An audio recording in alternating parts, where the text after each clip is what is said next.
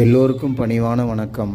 நம்முடைய ஐயா நமச்சிவாயா சேனலில் இருந்து அடியேன் இன்று தினமொரு திருமுறையில் நாம் மலை ஏறி மலை சுற்றி வந்துட்டோம்னா எல்லாமே நடந்துடும் அப்படின்னு நினச்சி நம்ம உட்காந்துட்டே இருந்தோம்னா நடக்குமா? இறைவன் அருள் கிடைக்குமா? ஆனால் அப்படி இறைவன் அருள் கிடைக்கணும் அப்படின்னா நாம் என்ன செய்யணும்? உட்காந்துட்டே இருந்தால் நடக்குமா? விதை போடணும், ஏர் உழுவணும், களை பறிக்கணும், நீர் பாய்ச்சணும், அறுவடை செய்யணும், அறுவடை செய்த நெல்லை அரிசி ஆக்கணும், அரிசி ஆக்கந்த போயிட்டு வெளியில் கொடுக்கணும், நாமளும் சாப்பிடணும். இவ்வளவும் நாம் செஞ்சணும்.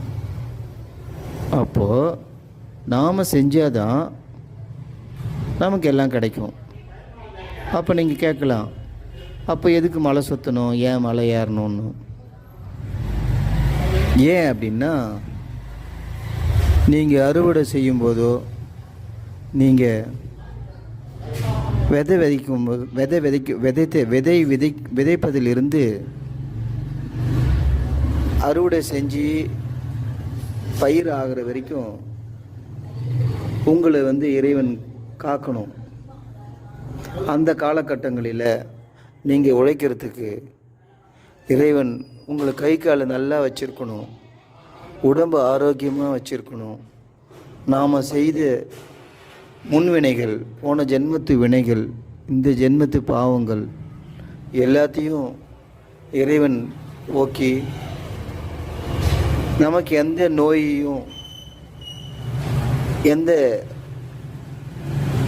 ஒரு தடங்களையும் கொடுக்காம அப்படி உழைப்பதற்கு இறைவன் நமக்கு ஆரோக்கியமான உடலை கொடுக்கணும், ஆரோக்கியமான மனசை கொடுக்கணும், ஆரோக்கியமான இந்த வழிகளுக்கு துணை நிற்கணும். இதுக்கு தான் நாம் மலை ஏறணும், மலை சுற்றணும். இப்போ தெரியுதுங்களா ஏன் இதெல்லாம் செய்யணும்னு? எதுவுமே இறைவன் இல்லாமல் நடக்காது. அதுக்கு அப்படியே உட்காந்துடவும் கூடாது.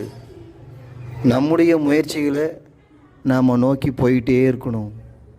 அந்த முயற்சிகளை அடைஞ்சாதான் நாம் வெற்றி பெற முடியும். அதுக்கு உறுதுணையாக இறைவன் எல்லா தடங்களையும் தகர்த்தெறிஞ்சு நமக்கு உறுதுணையாக இருப்பார்.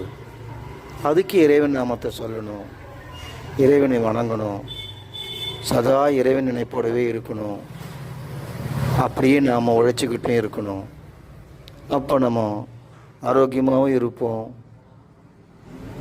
சக்தி உள்ளவனாகவும் இருப்போம், செல்வந்தனாகவும் வாழ்வோம், ஆயுள் முழுதும் நீடூடி வாழ்வோம். எனவே நாம் இறை வழிபாடு எதுக்கு வணங்கணுன்றதை இப்போ புரிஞ்சுக்கிட்டீங்களா? நாம் நோய் நொடி இல்லாமல் இருக்கணும்னா திருநாவுக்கரசு சுவாமிகள் ஒரு பாடல் பாடியிருக்கிறார். மாசில் வீணையும் மாலை மதியமும் வீசு தென்றலும் வீங்கில வேனிலும் மூசு வண்டரை பொய்கையும் போன்றதே ஈசன் இணையடி நிழலே.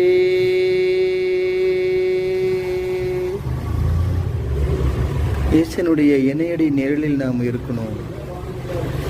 அவரையே வணங்கணும், அவரையே துதிக்கணும், இறைவன் நாமத்தை சொல்லிக்கிட்டே இருக்கணும்.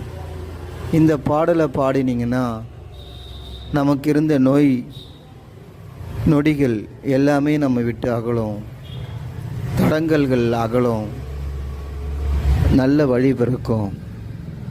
எனவே இன்றைய இந்த திருமுறையில் நல்லதையே நினைப்போம், நல்லதையே செய்வோம், நல்லதையே பெறுவோம். இறைவன் நாமத்தை சொல்லி அவரை சரணாகதி அடைந்து வாழ்க்கையில் எப்பொழுதும் துன்பமில்லா வாழ்வை பற்றி கொண்டு இன்பமாக வாழ்வோம். திருச்சிற்றம்பலம், திருச்சிற்றம்பலம்.